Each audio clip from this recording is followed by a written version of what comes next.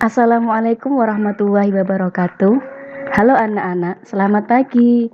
Semoga selalu dalam lindungan Allah ya. Amin ya robbal alamin. Nah, hari ini kita belajar lagi dan bertemu dengan Ibu Rizky.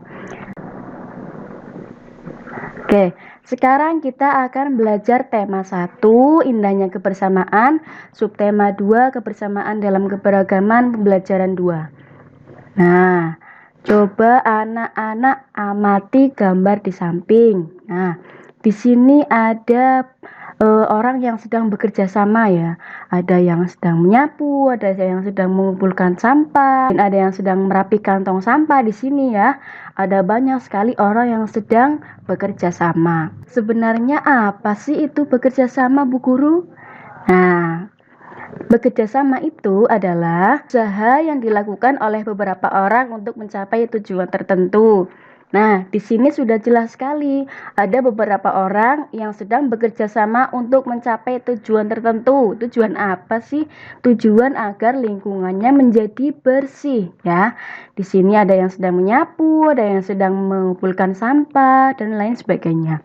Mereka menginginkan supaya lingkungannya itu bersih, makanya mereka melakukan kerjasama. Dan kerjasama itu sangat banyak manfaatnya. Karena apa? Karena dengan adanya kerjasama itu bisa memudahkan pekerjaan kita, bisa meringankan pekerjaan ya. Jadi kalau misalkan pekerjaannya itu berat, bisa menjadi lebih mudah dan lebih ringan kalau dikerjakan secara bersama-sama atau bekerja sama. Nah, kemudian cara bekerja sama atau cara kerjasama yang baik dalam keragaman atau dalam perbedaan suatu daerah atau suatu lingkungan itu adalah dengan membagi tugas secara merata dan baik serta adil.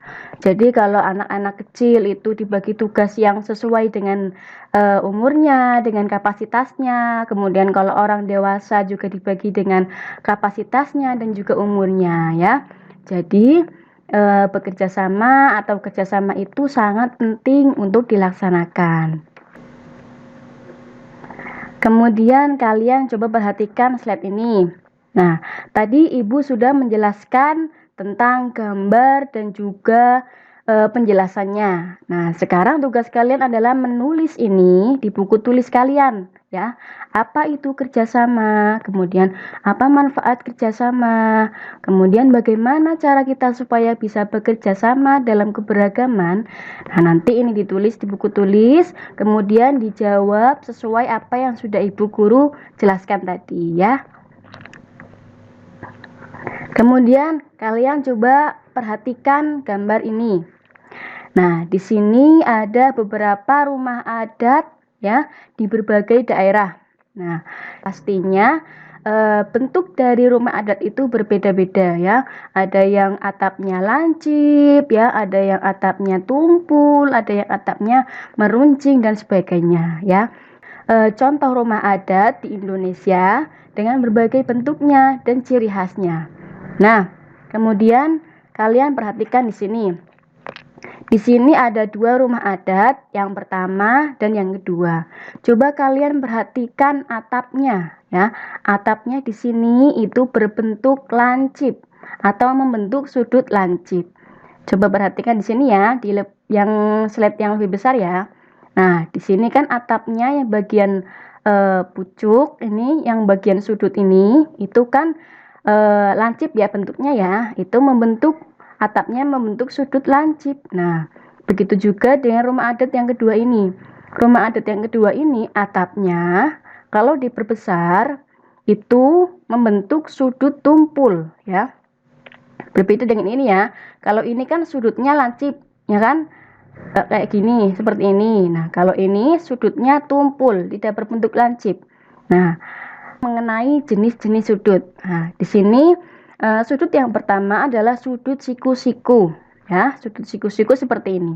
Seperti yang ada di gambar ini. Nah, sudut siku-siku coba kalian perhatikan terlebih dahulu yang seperti ini, kemudian seperti ini dan seperti ini ya. Diperhatikan dulu. Nah, kemudian sudut siku-siku itu pengertian dan juga ciri-cirinya itu seperti apa sih? Nah, suatu sudut dikatakan sudut siku-siku itu ketika kaki sudutnya tegak lurus. Nah, coba kalian perhatikan di sini ya. Di sini kan kaki-kaki sudutnya berbentuk tegak lurus ya. Ini ya. Nah, itu dinamakan sudut siku-siku. Dan sudut siku-siku itu sendiri memiliki ukuran 90 derajat ya. Nah, kemudian kalian perhatikan di sini ada sudut lancip ya. Perhatikan di bagian sini, di bagian pucuknya atau di bagian sudutnya itu berbentuk lancip ya. Berbentuk lancip seperti ini. Lancip. Nah, ini dinamakan sudut lancip. Kenapa dinamakan sudut lancip? Jadi, suatu sudut dikatakan sudut lancip itu ketika ukuran sudutnya lebih kecil dari sudut siku-siku. Jadi, ukuran sudut lancip itu lebih kecil daripada sudut siku-siku, yaitu kisaran antara 0 sampai 90 derajat. Kemudian yang terakhir adalah sudut tumpul. Nah, di sini ada sudut tumpul ya, beberapa contoh gambar sudut tumpul. Nah, suatu sudut dikatakan sudut tumpul itu jika ukuran sudutnya lebih besar dari sudut siku-siku. Jadi, ukuran sudutnya itu kisaran antara 90 sampai 180 derajat. Sampai sini bisa dipahami ya. Kemudian lanjut. Nah, di sini ada gambar busur. Nah, busur ini merupakan alat untuk mengukur sudut. Nah, jadi kalau kalian akan mengukur sebuah sudut, ya, kalian bisa menggunakan penggaris busur, ya. Bukan menggunakan penggaris panjang, tapi menggunakan penggaris busur. Nah, kemudian satuan sudutnya itu menggunakan derajat. Kemudian untuk lambang sudutnya itu seperti ini ya. Lambang sudut itu seperti ini, ya, bisa diperhatikan. Kemudian kita lanjut ke video. Nah, Ibu mempunyai video gerak dasar tarian suatu daerah. Nanti kalian perhatikan dan amati videonya ya.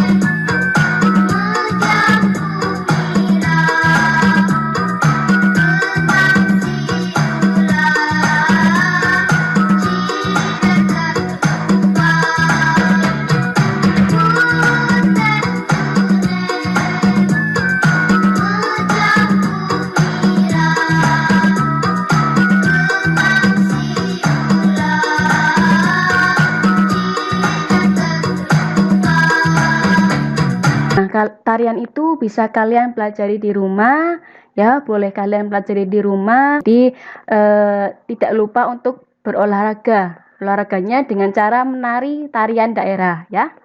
Pembelajaran kita hari ini sudah selesai. Kemudian selanjutnya tugas kalian adalah kalian mengerjakan soal yang nanti akan Ibu kirimkan melalui WA grup ya. Jadi nanti soalnya dikerjakan kemudian dikirim. Nanti nilainya sudah otomatis masuk ke datanya Ibu ya. Kiranya itu saja yang dapat Ibu sampaikan. Kurang lebihnya mohon maaf.